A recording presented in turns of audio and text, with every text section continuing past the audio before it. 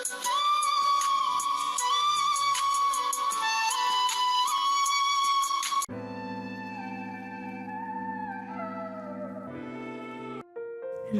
नाम के गांव में एक रिया नाम की लड़की रहा करती थी।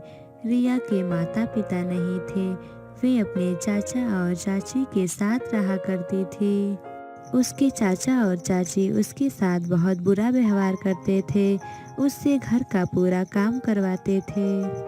उसकी चाची अपनी बेटी खुशी को पढ़ने के लिए स्कूल भेजा करती थी और रिया को पढ़ने के लिए स्कूल नहीं भेजा करती थी, जिससे रिया को बहुत बुरा लगता था। लेकिन वो अपने चाची से कुछ भी नहीं बोलती थी। फिर एक दिन रिया अपनी चाची से बोली, चाची मैं भी स्कूल जाना चाहती हूँ, मैं भी खुशी की तरह पढ़ना चाहती हूँ। क्या बोली तू स्कूल जाएगी? अगर तू स्कूल चली गई तो घर का पूरा काम कौन करेगा? और सुन ले, दोबारा अगर स्कूल जाने की बात की तो मैं तुम्हें घर से ही निकाल दूंगी। जा और चुपचाप झाड़ू लगा। और वैसे भी तू पढ़ लिख कर क्या करेगी? अपनी चाची की डांट सुनकर रिया को बहुत बुरा लगता है और रिया वहाँ से चली जाती है और घर का काम करने लगती है। उस दिन रिया पूरे दिन बहुत उदास रहती है। फिर रिया अपनी माँ की फोटो को मन में सोचकर बोलती है, माँ तुम नहीं हो तो मुझसे कितना काम करवाया जाता है। चाची मुझसे बहुत बुरा बर्ताव करती हैं और पढ़ने के लिए स्कूल भी नहीं भेजती हैं। फिर इतना बोलकर रिया सो जाती है और अगली सुबह होने पर उसकी चाची उससे बोलती हैं, रिया तू कब तक सो रही है? घर पर इतने सारे काम पड़े हैं, वो कौन करेगा? क्या हुआ चाची? जाओ तुम और बाजार से एक झाड़ू खरीद कर लाओ। तुम झाड़ू इतनी जल्दी जल्दी कैसे तोड़ देती हो? ठीक है चाची, मैं अभी जाती हूँ। रिया दुकान जाती है और एक झाड़ू खरीद कर घर लाती है। रिया झाड़ू को रखकर दूसरा काम करने के लिए चली जाती है। जैसे ही रिया दूसरा काम करके आती है, वो देखती है कि घर में झाड़ू पहले से ही लग चुकी होती है। रिया हैरान हो जाती है कि इतनी जल्दी झाड़ू कौन लगा दिया। अरे मेरे गए तो अभी 5 मिनट हो रहा है, इतनी जल्दी झाड़ू कौन लगा दिया? तभी उसके चाची की आवाज आती है, अरे रिया झाड़ू लेकर आई भी या नहीं? इतनी देर हो गई है, कहाँ मर गई कामचोर कहीं की? फिर इतना बोलकर उसकी चाची उसके पास आती हैं। वो देखती हैं कि पूरा घर चमक रहा है। इतनी जल्दी घर को साफ देखकर वो आश्चर्य में पड़ जाती हैं। रिया तू इतनी जल्दी घर की सफाई कैसे कर दी? वैसे चल, घर की सफाई हो ही गई है तो तू जाकर कुछ और भी काम कर दे। जाओ तुम और बर्तन को साफ कर दो।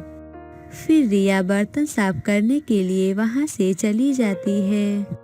वो जैसे ही बर्तन साफ करने जाती है, वो देखती है कि झाड़ू बर्तन के पास पड़ी है। वो झाड़ू को उठाकर फिर से पहले जगह पर रख देती है। फिर वो बर्तन साफ करने के लिए आती है। वो देखती है कि झाड़ू फिर से बर्तन के पास पड़ी है और पूरा बर्तन किसी ने साफ कर दिए हैं। रिया को कुछ समझ में नहीं आता है कि ये सब काम कौन कर रहा है।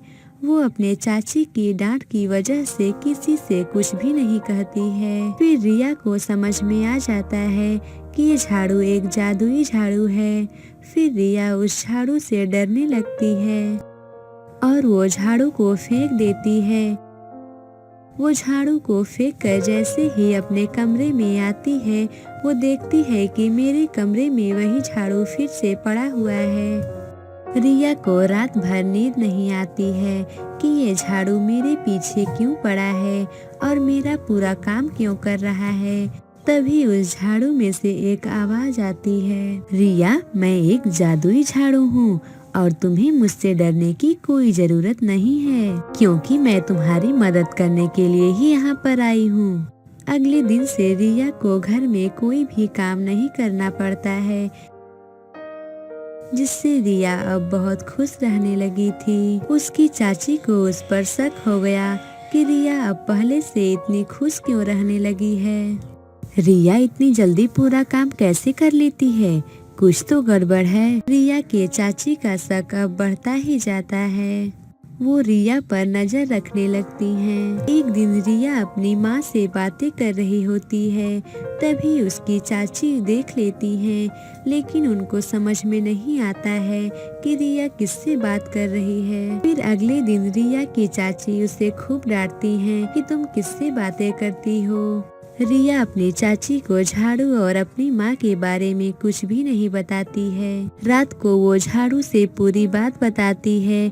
फिर झाड़ू बोलती है, तुम चिंता मत करो रिया, अब देखो मैं तुम्हारी चाची को कैसा सबक सिखाती हूँ। फिर झाड़ू उड़ते हुए उसके चाची के कमरे में जाता है। उस समय उसकी चाची सो रही होती हैं और झाड़ू उसके चाची की पिटाई करने लगती है। ये झाड़ू मुझे मार रही है और ये झाड़ू हवा में कैसे उड़ रही है।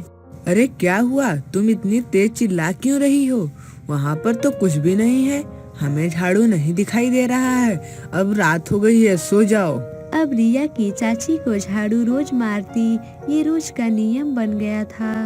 घर वालों को लगने लगा कि ये पागल हो गई है, इसलिए उसे एक कमरे में रहने के लिए बोल दिए। फिर उसकी चाची को एक दिन सपने में रिया की माँ दिखाई देती हैं। तुमने मेरी बेटी को बहुत सताया है, इसलिए आज मैं तुम्हारी ये हालत कर दी हूँ।